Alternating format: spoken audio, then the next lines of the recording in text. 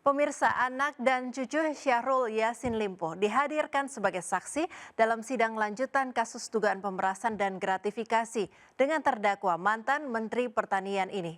Meski diberondong sejumlah pertanyaan oleh majelis hakim, namun anak YSYL yang mengaku diajak umroh tidak mengetahui jika sumber pembiayaan umroh dari Kementan. Anak mantan Menteri Pertanian Syahrul Yassin Limpo, Kemal Redindo, dihadirkan sebagai saksi dalam sidang lanjutan kasus dugaan pemerasan dan gratifikasi. Kemal dimintai keterangan terkait aliran dana ke SYL. Majelis hakim menggali pertanyaan terkait pembiayaan umroh yang diduga menggunakan anggaran Kementan. Meski mengaku ikut umroh bersama istri dan dua anaknya dengan SYL, namun Kemal tidak mengetahui jika sumber pembiayaan umroh dari Kementan. Kemal juga mengaku tidak mengeluarkan uang pribadi dalam perjalanan ke Tanah Suci pada waktu itu.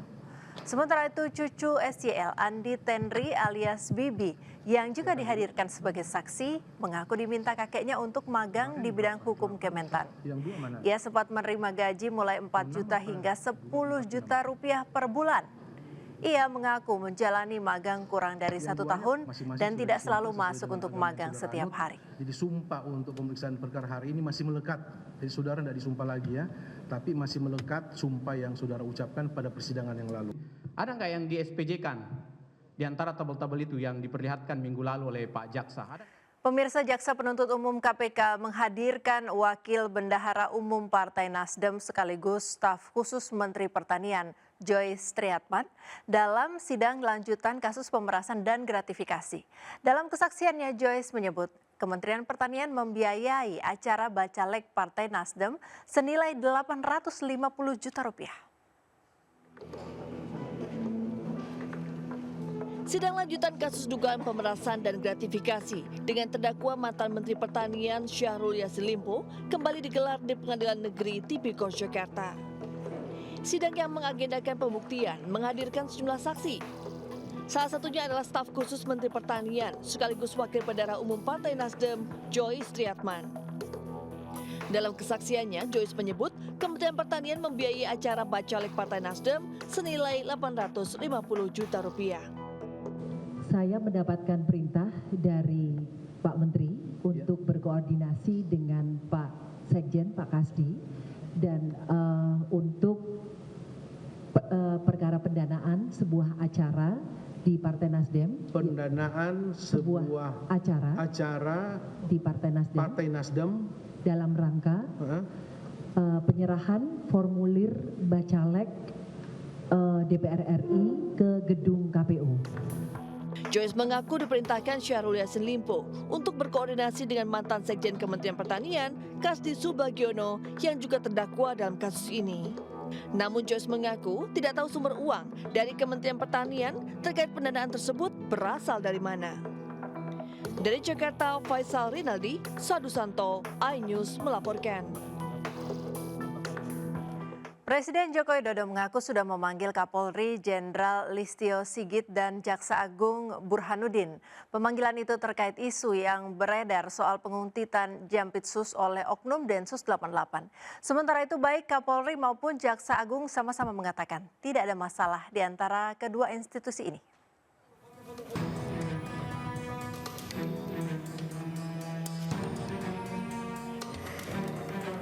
Di tengah isu penguntitan Jampitsus oleh Oknum Densus 88, Kapolri Jenderal Listio Sigit Prabowo dan Jaksa Agung Burhanuddin terlihat mesra saat meninggalkan Istana Negara usai acara peluncuran GovTech.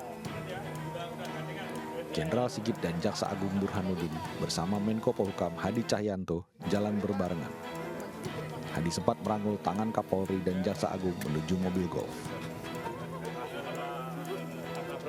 Kapolri duduk di mobil golf, lalu Jaksa Agung di sebelahnya. Di bagian depan ada Hadi Cahyanto dan Panglima TNI Jenderal Agus Subianto dan Menteri Investasi Bahlil. Sementara itu, Presiden Jokowi mengatakan dirinya sudah memanggil Kapolri dan Jaksa Agung terkait kasus tersebut. Meski demikian, Jokowi enggan membeberkan arahan apa saja yang diberikan ke Kapolri dan Jaksa Agung. Oh, sudah saya panggil tadi. Tanyakan langsung ke Kapolri, ya Kapolri ada. Pak, tadi kan Bapak bahas Oh ya Kapolri ada. Tanyakan ke Kapolri langsung. Secara terpisah, Kapolri tidak membeberkan isi pertemuannya dengan Jokowi. Kapolri mengaku tak ada masalah dengan Jaksa Agung. Izin Pak. Kan dengan Pak JA sudah sama-sama menyampaikan nggak ada masalah. Akhirnya di mana ya? Tapi ada langkah tindak lanjut atau arahan dari Presiden seperti apa Pak? Ya, sudah nggak ada masalah. Memang nggak ada masalah apa-apa juga. Kejadian Jampitsus Febri Ardiansah yang dikuntit anggota Densus mendapat tanggapan dari Ketua Indonesia Police Watch. Sugeng Teguh Santoso yakin penguntitan Jampitsus berdasarkan perintah. Kalau Densus bekerja, anggota Densus ya pada level bawah, dia pasti bekerja tidak pasti ada perintah dari atasannya. Nah, atasannya ini siapa ya? Tentu adalah di internal Densus saja dulu yang dicek. Tidak kepada Kapolri dulu ya, dicek internal Densus. Kemudian apakah penugasan ini terkait dengan tupoksi Densus juga? Menurut saya Pak Kapolri harus memeriksa nih, menurunkan tim ya. Apakah ini penugasan resmi atau bukan? Itu yang pertama. Sugeng juga mendesak Kapolri agar membentuk tim khusus untuk mencari siapa yang memberikan perintah. Tim Liputan iNews melaporkan. Menko Polhukam Hadi Cahyanto buka suara terkait hubungan antara Jaksa Agung dengan Kapolri pasca isu penguntitan Jampitsus oleh personel Satuan Densus 88. Hadi mengklaim isu penguntitan sebagai berita simpang siur dan menegaskan tidak ada ketegangan antara Kejagung dan Polri.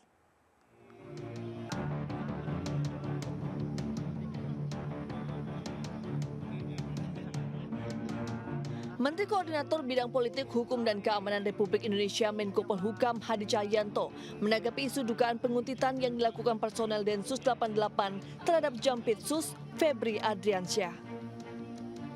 Hadi mengklaim isu penguntitan tersebut sebagai isu simpang siur yang tidak dapat dikonfirmasi kebenarannya. Hadi juga menyatakan bahwa hubungan kedua belah pihak antara Jaksa Agung dengan Kapolri masih terjalin dengan adem dan dingin. Ia pun menyatakan secara rutin berkomunikasi dengan pihak Kejagung dan Polri terkait berbagai isu dan memastikan kedua institusi tetap menjaga marwahnya sebagai penegak hukum. Adem dingin. Media harus membantu untuk mendinginkan suasana. Adem. Saya udah sama Pak Kapolri, sama Jaksa Agung. Saya Panglima dengan Jaksa Agung, dengan Kapolri kan rutin setiap bulan pasti ketemu di sini. Karena itu memang bagian counterpart kita supaya tetap menjaga, khususnya adalah APH ya, aparat penegak hukum, selalu saya. Jadi kalau ada apa-apa pasti saya berkomunikasi langsung. Kapanpun, malam hari pun kita tinggal japri terkait dengan permasalahan-permasalahan di seluruh Indonesia semuanya. Tapi adem suasana enggak. Tadi ketemu, besok juga bisa ketemu. Iya, karena kita ketemu dengan APH ya, itu jelas masalah judi online ya kan, pornografi anak, seluruh permasalahan pasti. Judi online. Iya, pasti ketemu. Sebelumnya beredar isu bahwa salah satu personel Satuan Densus 88 Polri tertangkap basah saat tengah melakukan penguntitan terhadap Jaksa Agung Muda Tindak Pidana Khusus Febri Ardiansyah ketika tengah makan malam di kawasan Cipete, Jakarta Selatan pada Minggu 19 Mei 2024 lalu. Dari Jakarta, Amrina Rida, Seto Pratomo, iNews melaporkan. Ke informasi selanjutnya pemirsa, Mendikbudristek Nadiem Makarim memastikan kenaikan UKT Perguruan Tinggi Nasional pada tahun 2024 dibatalkan. Nadiem mengaku akan melakukan evaluasi menyeluruh mengenai permohonan kenaikan UKT dari perguruan tinggi.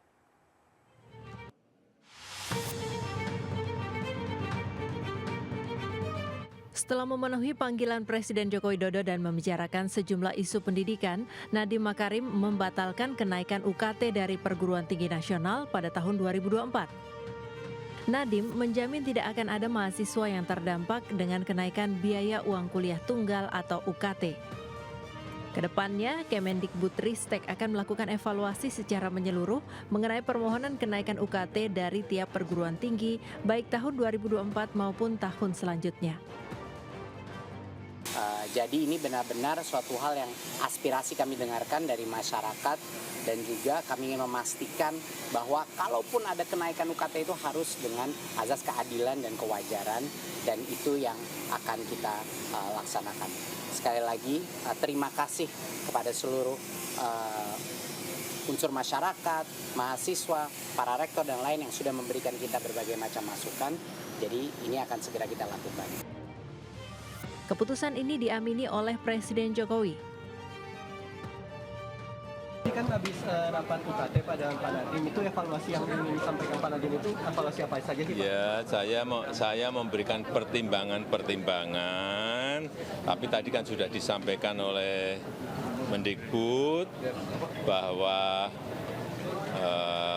UKT sementara ini yang kenaikannya sangat tinggi itu dibatalkan dan akan diatur untuk bisa diringankan. Tapi nanti teknisnya ditanyakan ke Mendikbud ya. Tapi intinya itu sudah dibatalkan oleh Mendikbud. Kedepannya, setiap perubahan mengenai biaya UKT akan dikomunikasikan dan dipastikan diterapkan tidak secara mendadak dan tidak membebani masyarakat. Dari Jakarta, Dilami Aulia, Dia Sriawan, iNews melaporkan. Video aksi ugal-ugalan sebuah truk saat melintas di atas jembatan Suramadu viral di media sosial. Polisi sudah berhasil mengidentifikasi truk tersebut untuk segera ditindak sesuai aturan. Sementara di Probolinggo, Jawa Timur, puluhan minibus masuk ke lautan pasir Gunung Bromo.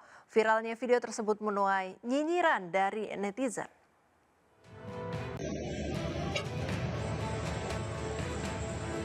Dalam rekaman video amatir yang viral, nampak sebuah truk dengan penutup terpal ini melaju kencang di atas jembatan Suramadu. Seakan tak peduli dengan pengendara lain, supir truk tersebut malah mengemudi kendaraannya secara ugal-ugalan. Banyak warganet yang mengecam tindakan pengemudi seperti ini, apalagi sang sopir nampak menikmati momen ini karena sadar sedang direkam pengendara lain. Nanti rencana kami akan kami beri waktu 1 minggu. Dalam waktu minggu ini kami minta untuk dihadirkan kendaraan dan supirnya. Pihak kepolisian pun menghimbau agar setiap pengendara tertib berlalu lintas dan tidak mengemudi secara ugal-ugalan. Selain membahayakan, juga bisa menyebabkan kecelakaan. Aksi pengemudi tersebut juga bisa dijerat pasal pidana. Sementara viral puluhan minibus masuk lautan pasir Gunung Bromo di Kabupaten Probolinggo. Beredarnya video tersebut menuai nyinyiran dari netizen karena kawasan tersebut adalah kawasan konservasi yang kelestariannya harus kita jaga bersama. Terkait video tersebut, TNBTS selaku pengelola wisata sudah mengkonfirmasi beberapa pihak dan menjelaskan kronologis kejadian. Kami menghimbau kepada seluruh masyarakat, kepada pengunjung, kepada travel agent, dan juga masyarakat secara luas agar ketika berkunjung ke Taman Nasional Bromo Tengger Semeru, mohon untuk bisa diikuti aturan masuk di dalam kawasan. TNBTS mengimbau kepada seluruh wisatawan dan agen travel hendaknya mematuhi semua aturan bila memasuki kawasan konservasi Gunung Bromo. Tim Liputan iNews melaporkan. Subdit Jatanras Polda Metro Jaya mengungkap kasus pemalsuan plat nomor dinas khusus dan kartu anggota Dewan Perwakilan Rakyat Republik Indonesia. Dari 5 orang pelaku, petugas menyita 8 mobil dan 25 KTA DPR RI palsu.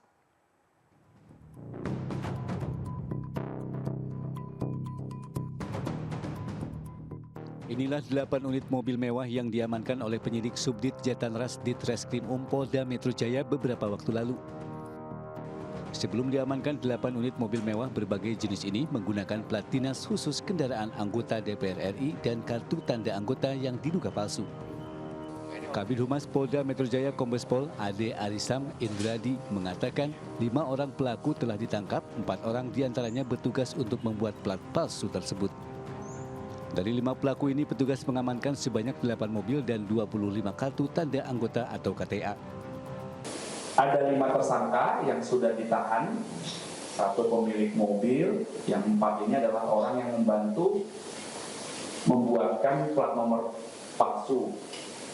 Kemudian 8 mobil sudah diamankan sebagai barang bukti, juga dengan plat nomor palsunya, dan juga ditemukan ada 25 KTA DPR yang diduga palsu. Kasus ini bermula dari pernyataan Wakil Ketua MKD DPR RI Najarudin Dekam yang mendapat informasi terkait maraknya penggunaan plat nomor dinas khusus DPR palsu. Dari Jakarta dan Helmi Sajangbati, iNews melaporkan. Pemirsa, Bareskrim Polri menangkap caleg DPRK Aceh Tamiang terkait kasus narkoba seberat 70 kg. Sebelumnya petugas menangkap Sofyan di sebuah toko distro pakaian di Jalan Raya Medan Aceh Tamiang. Setibanya di Bandara Suta, pelaku diamankan ke Mabes Polri.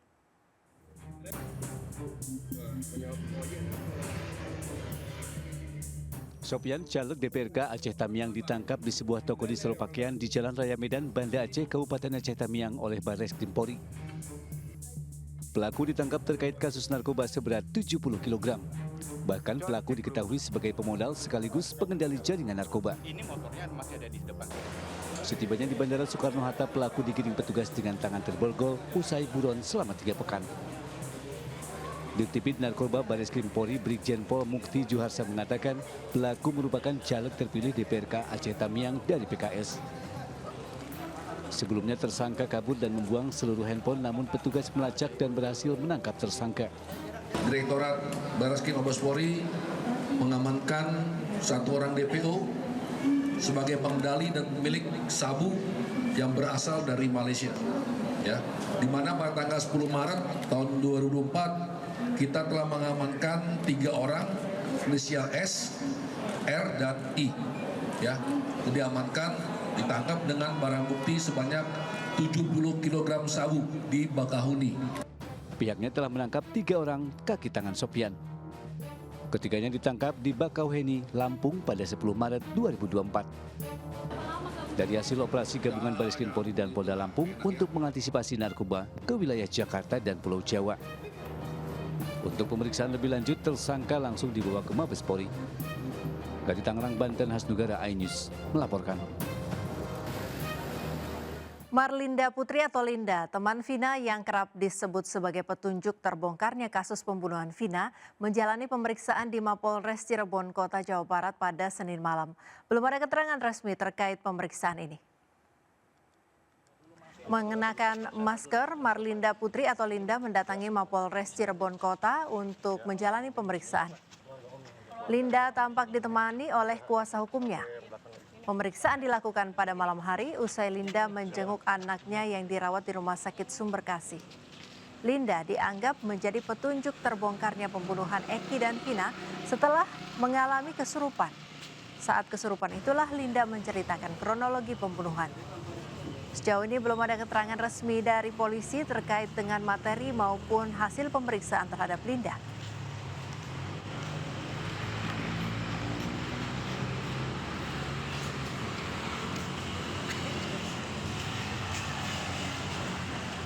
Sementara itu di Jakarta, kuasa hukum keluarga Vina mendatangi Komnas HAM mengadukan penghapusan 2 daftar DPO oleh Polda Jawa Barat. Pihak kuasa hukum sekaligus berkonsultasi terkait tuntutan uang ganti rugi atau restitusi kepada para pelaku.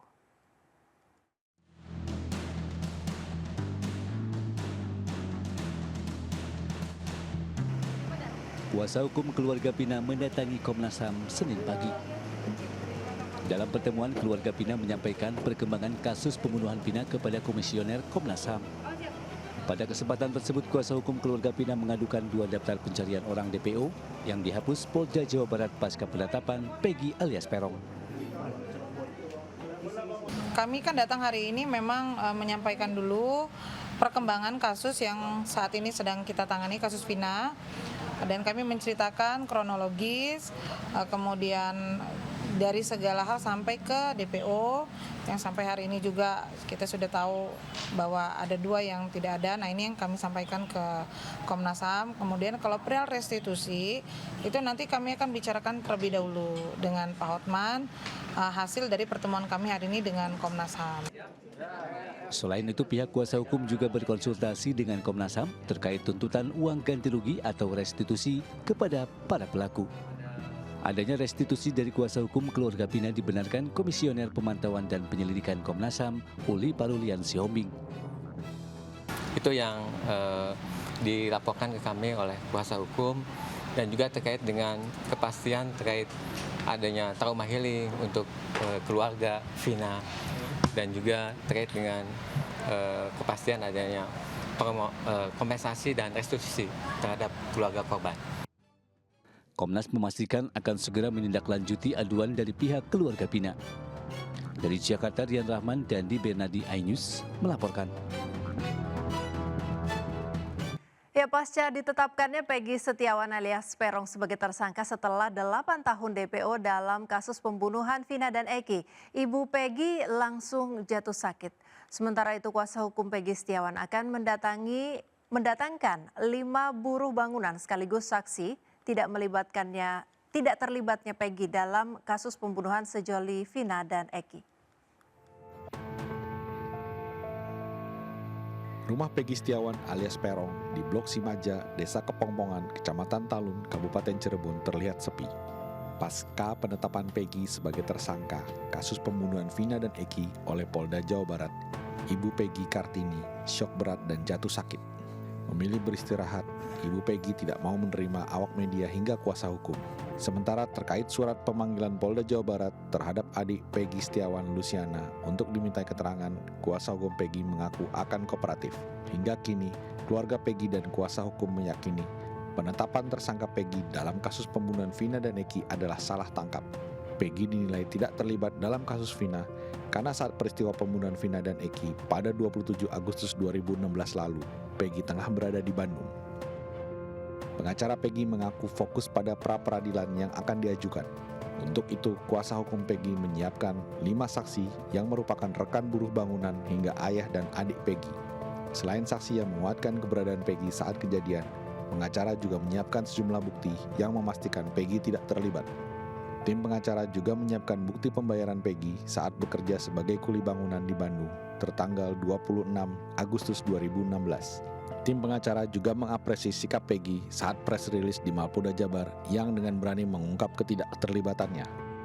Sudah beberapa saksi yang kita temui seperti saksi Bondol dan juga bapaknya, pamannya yang sama-sama bekerja pada saat tanggal 27 Agustus 2016.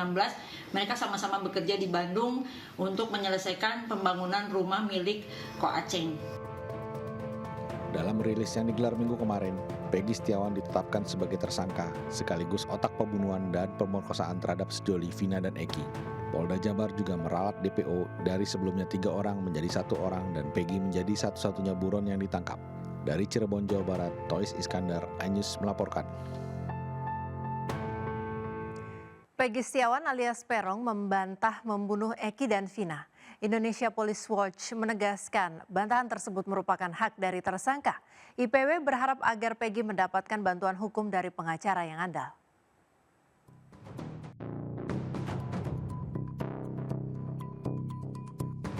Bantahan Peggy selaku pembunuhan Eki dan Vina disampaikannya di hadapan wartawan saat jumpa pers Polda Jawa Barat. Menanggapi pengakuan Peggy tersebut, Indonesia Police Watch IPW menyampaikan hal tersebut merupakan hak tersangka. IPW meminta kepolisian Polda Jawa Barat memberi hak kepada Peggy untuk membela diri dengan didampingi pengacara yang profesional. Peggy Setiawan alias Peron ini harus mendapatkan seorang advokat yang handal, ya. Atau ya, bukan advokat yang abal-abal, ya, supaya jelas haknya dibela dengan baik. Yang kedua, Peggy alias Peron dijauhkan dari tindakan-tindakan penekanan, apalagi tindakan fisik yang hanya untuk mendapatkan pengakuan. Selain itu, IPW juga menyoroti perubahan jumlah DPO dari 3 menjadi 1, yaitu hanya Peggy seorang. Padahal sejak tahun 2016 selalu disebut ada 3 pelaku yang DPO. Nah, ini dirilis 3 dengan tidak jelas, ya kan 3 itu dengan namanya saja nama pendek ya, bisa juga nama panggilan ini. Karena di antara geng itu mana peduli namamu sebetulnya siapa, dipanggilnya Andi, kemudian Peggy, kemudian siapa lagi tuh, satu lagi ya. Ini kan tidak. Nah sekarang dinyatakan bahwa hanya 1. Kalau benar 1, maka Polri wajib memeriksa tim penyidik di 2016, ya. Siapa tim penyidiknya? Siapa pimpinannya? Ini harus diminta pertanggungjawaban nih. Belum lagi soal-soal ya seperti pernyataan Saka Tatal, walaupun sudah dipidana, ya. IPW juga meminta pihak-pihak yang mengaku sebagai korban salah tangkap segera mengajukan upaya pembelaan agar mendapatkan status lebih jelas. Dari Jakarta, Wenda Nura Abdul Rashid, iNews melaporkan. Ke informasi selanjutnya pemirsa, meluapnya Sungai Katingan dampak dari tingginya intensitas hujan dari daerah hulu menyebabkan ratusan rumah di 3 kecamatan di Kabupaten Katingan, Kalimantan Tengah terendam banjir hingga 1 meter. Banjir yang terjadi sejak 2 hari terakhir menyebabkan aktivitas warga terganggu. Sejak 2 hari terakhir, banjir merendam ratusan rumah warga di 3 kecamatan, yaitu Kecamatan Sanamang, Kecamatan Marikit, dan Kecamatan Katingan Tengah dengan ketinggian air mencapai 1 meter. Tak hanya merendam rumah warga, banjir yang disebabkan meluapnya Sungai Katingan serta dampak tingginya intensitas hujan dari hulu merendam jalan-jalan utama hingga tak bisa dilalui menggunakan kendaraan. Untuk bisa beraktivitas, warga yang bermukim di Desa Samba Bakupai, Kecamatan Katingan Tengah terpaksa menerobos banjir dan sebagian lagi menggunakan perahu. Selama 2 hari banjir, warga mengaku hanya tinggal di rumah dengan persediaan makanan yang masih ada karena tidak memiliki tempat untuk mengungsi. 2 hari sama kemarin tuh. Dari mana mengungsi, nggak ada tempat lagi mengungsi. Warga berharap intensitas hujan bisa segera turun dan banjir segera surut agar mereka bisa kembali beraktivitas dengan normal seperti biasanya. Dari Kabupaten Katingan, Kalimantan Tengah, Ade Sata, iNews melaporkan. Fenomena istiwa azam terjadi di Mekah, Arab Saudi. Fenomena yang berupa posisi matahari tepat berada di atas Ka'bah dapat menjadi patokan umat Islam di seluruh dunia dalam menentukan arah kiblat.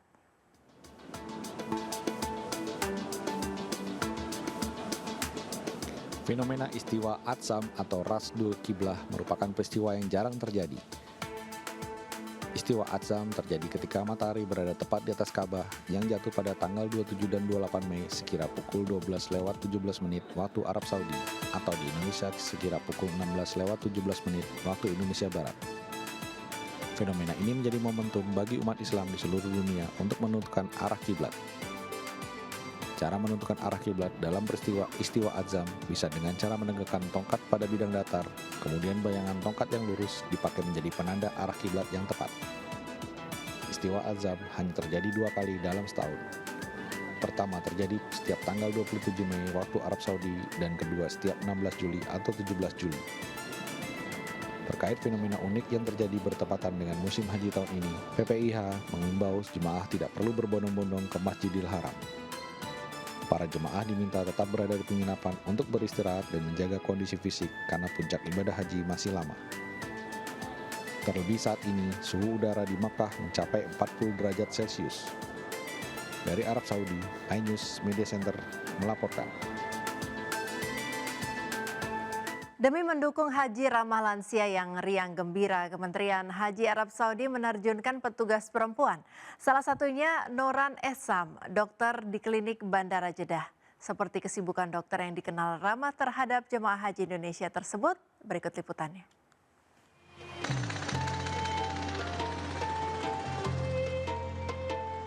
Salam dan sapa ramah terhadap jemaah haji Indonesia yang tiba di Bandara Jeddah ramai terdengar dari petugas perempuan Arab Saudi. Puluhan petugas perempuan ini hilir mudik melayani jemaah haji Indonesia. Mulai dari urusan administrasi hingga layanan kesehatan, salah satunya Nuran Esam. Banyaknya jemaah haji lansia serta perbedaan cuaca yang cukup ekstrim membuat dokter yang bertugas sebagai koordinator klinik Sultan Abdullah di Bandara Jeddah merasa bertanggung jawab untuk memastikan kesehatan jemaah. termasuk memastikan jemaah paham cara melindungi diri dari penyakit, khususnya saat prosesi puncak haji di Arafah, Musdalifah, dan Mina. Hopefully increase the awareness for sure, and they will be much more knowledgeable about how to protect themselves from the viruses that is around us and from the crowdness that they might face in the Hajj. Dengan ramah dan tidak kenal lelah, dokter 31 tahun tersebut mendatangi satu persatu jemaah untuk memberikan tips singkat terkait kesehatan. Meski ada kendala bahasa, jemaah Indonesia mengaku cukup mudah memahami penjelasan Nur An. Tadi ada 2 dokter, laki-laki dan perempuan. Laki-laki cukup ramah dan perempuannya lebih ramah lagi. Ada kita punya banyak perempuan juga, ibu-ibu yang udah lansia, dan itu cukup informatif ya. Puluhan petugas kesehatan Kementerian Haji dan Umrah Arab Saudi yang diterjunkan di Jeddah, Makkah, dan Madinah nantinya akan berkolaborasi dengan petugas kesehatan haji Indonesia. Dari Jeddah, Arab Saudi, Suhud Nur Fadli, iNews melaporkan.